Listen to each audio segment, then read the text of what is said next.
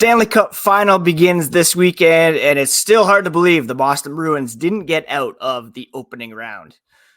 On today's episode, we're going to look back one more time at what went wrong against the Panthers, project whether or not they could have beaten the Vegas Golden Knights, and discuss when they might actually next be in the Stanley Cup Final. Let's get into it, shall we? You're Locked On Bruins, your daily podcast on the Boston Bruins. Part of the Locked On Podcast Network, your team every day.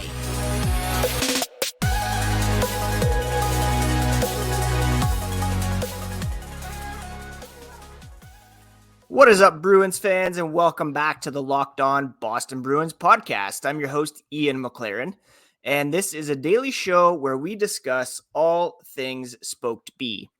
Today is Friday, June 2nd, and I want to thank you so much for making Locked On Bruins part of your day every day.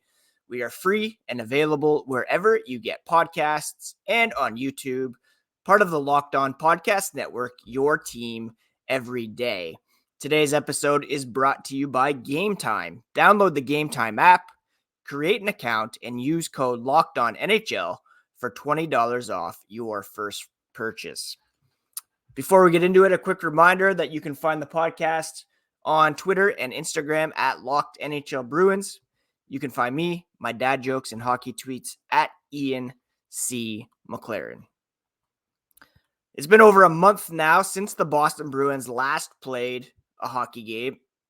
It's been exactly 1 month, actually, since the players met with the media to discuss a very disappointing first-round loss at the hands of the Florida Panthers, who will begin Stanley Cup Final in Vegas against the Golden Knights on Saturday. The Bruins, of course, had a record-breaking regular season. Most wins, most points, one of the best offenses in the NHL, one of the best defenses, a very good power play, a very exceptional penalty kill. And like we talked about yesterday on the podcast, they were able to get even better at the trade deadline with the trade with the Washington Capitals that brought Dmitry Orlov and Garnet Hathaway to Boston, and then taking advantage of LTIR to add Tyler Bertuzzi with Nick Foligno, Taylor Hall, Derek Forbort all on the shelf to end the season. And then things just fell off the rails. Not quickly, though. They were up 3-1 in their series against the Florida Panthers. And in that Game 5, Brad Marchand with a breakaway in the dying seconds. If he had taken one more split second to try to deke out Sergei Bobrovsky, it all ends there for the Panthers. Sergei Bobrovsky's legend doesn't grow. The Panthers are out. The Bruins off to take on the Toronto Maple Leafs, who were a fairly easy out for the Florida Panthers. And then potentially they take on the Carolina Hurricanes, who were decimated by injuries. Well, maybe decimated is an exaggeration, but were without star forward Andrei Svechnikov and struggled to maintain their offense through the Eastern Conference Finals. But as we all know, Marchand did not score. Game 5 went to overtime. Another opportunity to finish off the Panthers that was quite literally given away by Linus Ullmark. They scored enough in Game 6 to get the win. They were up in that game, ended up losing 7-5. They were up thanks to a shorthanded goal by Jake DeBrusk on a penalty by Hampus Lindholm, the old puck over glass. Then in Game 7, they were up again with less than a minute to go in regulation and still somehow managed not to get out of the first round. Game on their stick in Game 5. Chance to win in Game 6. It all was right there for the taking for the Boston Bruins. Actually, yeah, that game 5 where Marchand had the puck on his stick, that's the one they lost with Ullmark in net, giving it away behind the net. Game 6 in Florida, back and forth affair. Game 7, they had the lead and still could not get it done. It's still hard to believe at this point. After the regular season they had, after loading up at the deadline, one of the deepest teams we've ever seen in the salary cap era, especially in Boston, and yet they didn't get out of the first round. I just cannot get Patrice Bergeron's face out of my mind after Florida scored in the first round. It was kind of like this. For those of you watching on YouTube. And then everybody skating off the ice, giving him a hug, especially Brad Marchand. It's just a comedy of errors, really. They beat themselves. They scored the most goals out of any team in the first round. Costly giveaways, untimely penalties, specifically that Hampus Lindholm puck over glass, that even though they scored a shorthanded goal, they still allowed a goal on that power play for the Florida Panthers. Questionable lineup decisions by Jim Montgomery. We talked about it earlier this week, starting Derek Forbort in all 7 games while scratching Matt Grzelcyk. Connor Clifton in and out of the lineup. He was especially not great in Game 6.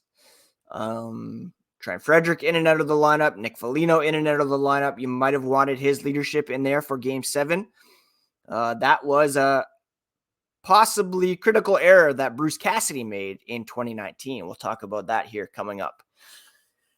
But as good as the Bruins were in the regular season, and as much as everything went well for them, it all came crashing down far too early. Goalie regression, sloppy play, disjointed effort, injuries to Patrice Bergeron and David Krejci, although the Bruins went 3-1 without Bergeron, somehow managed to lose all 3 games with him in the lineup. How does it even happen?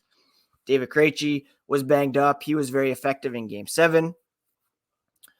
All that to say, you play that series 100 times, the Bruins probably come out on top more often than not, and it's extremely bad luck that Boston was not able to make good on their record-setting run to regular season dominance. I'm still not over it. I'm still quite, disappointed that they are not in the Stanley Cup Final, that they didn't make it to or out of the first round, as my son gives me a boo-boo face behind me. They told me this morning, it's been a month. Get over it. I don't know if I can. It's going to be a tough go, especially because it could be a while before the Boston Bruins are back in the Stanley Cup Final. Just to show you how lucky Vegas and Florida have been, they both tops in PDO. Vegas 106.3. Again, PDO, shooting percentage, save percentage added up at 5-on-5. They have almost 12% shooting, almost 94.55 save percentage.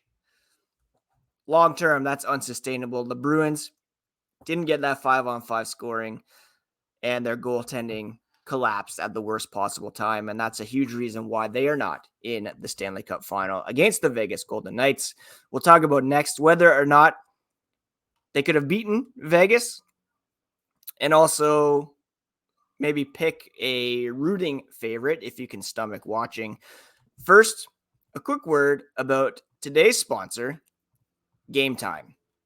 Now, I have the Gametime app on my phone. I've been looking at baseball tickets, concert tickets for this summer, and it's a great app because you can see exactly where you're going to sit, and it's a fast and very easy way to buy tickets for all sports, music, comedy, and theater. They have killer last-minute deals and a best price guarantee, so you can stop stressing over the tickets and start getting hyped for the fun that you will have. You can get images of your seat before you buy in a matter of seconds. They're sent directly to your phone, so you don't have to dig through your email. Download the Gametime app, create an account, and use code LOCKEDONNHL for $20 off your first purchase. Terms apply. Just create an account, redeem code LOCKEDONNHL for $20 off. Download Gametime today. Lowest price guaranteed. If you find a lower priced ticket in your section and row, they will match it. That's Gametime. Get on it. It's a great app, and I'm going to be jumping on some concert tickets very, very soon. Actually, with the lowest price guarantee, they will credit you 110% of the difference. So get on that. Thank you once again for making Locked On Boston Bruins part of your day every single day. We will be discussing roster fringe players and prospects on Monday. And actually, no, we're going to be doing a mailbag on Monday. So everydayers can expect that. Please do send me some questions over the weekend so that I can answer those on Monday's podcast. So the Bruins could have been playing Bruce Cassidy and the Vegas Golden Knights in the Stanley Cup Final if all had gone well on their end. And I've seen a lot of people say, well, maybe this shows that they shouldn't have gotten rid of Bruce Cassidy. Maybe he could have gotten them over the hump. It's a moot point because it's very unlikely that things shake out the way they did if Bruce Cassidy was still behind the bench. Do Bergeron and Krejci come back? Does Jake DeBrusk get traded? Are there other dominoes? Do they have the regular season success where they're matched up with Florida in the first round? So many different factors that go into it. You can't just say, if Bruce Cassidy coached the Bruins, then they would have beat Florida, gone on to beat Toronto, but gone on to beat Carolina, and they'd be in the Stanley Cup Final. Would Vegas be in the Stanley Cup Final if they hadn't hired Bruce Cassidy? What we do know is that the Bruins played Vegas twice this season. They won 3-1 on December 11th with Linus Ullmark in net. And the next game in Vegas, where was that one? When was that one played? Very shortly, actually before. They lost 4-3 in a shootout on home ice against Vegas with Jeremy Swayman in net, and then went to Vegas, won 3-1 with Linus Ullmark in net. So it would have been a very entertaining series. Certainly would have been the storyline of Jim Montgomery going up against his predecessor. And yeah, best case, the Bruins were taking on Bruce Cassidy and beating the Vegas Golden Knights. It would have been a very entertaining series. Bruins would have had, well, they would have been the favorites, obviously, going in as the best regular season team of all time. And it would have been a bit of extra salt in the wound for Bruce Cassidy, not only losing in the finals, but to his former team. Alas, he gets a chance to beat the Florida Panthers and win the cup. Who should we be rooting for? Well, I'm not going to lie. I haven't been able to stomach much hockey since the Bruins lost. I haven't watched the full game. It's hard to root for the Panthers because they beat the Bruins, and you think, well, if Boston had won, then perhaps would have been a similar fate for Boston. So I kind of resent Florida for winning. I ultimately, this time last year, disagreed with Boston's decision to fire Cassidy in the first place. I think he was kind of scapegoated a little bit, although, read between the lines, look behind the scenes. There were some reasons why he was let go beyond their inability to beat Carolina in round one last year. There were personnel considerations, personality considerations, kind of his voice losing that effect. sometimes the messaging just gets a bit stale and you need a fresh voice, and it paid off in the regular season, at least with Jim Montgomery. All that to say, I guess I'm rooting for Vegas here for Bruce Cassidy. Obviously, friend of the pod, Kaylee Allard, also a member of the staff there, doing great work behind the scenes with social media and the like. So for those two, I'm choosing to watch or root for Vegas. Plus, whenever the Bruins are out, I usually root for the Western Conference team anyways.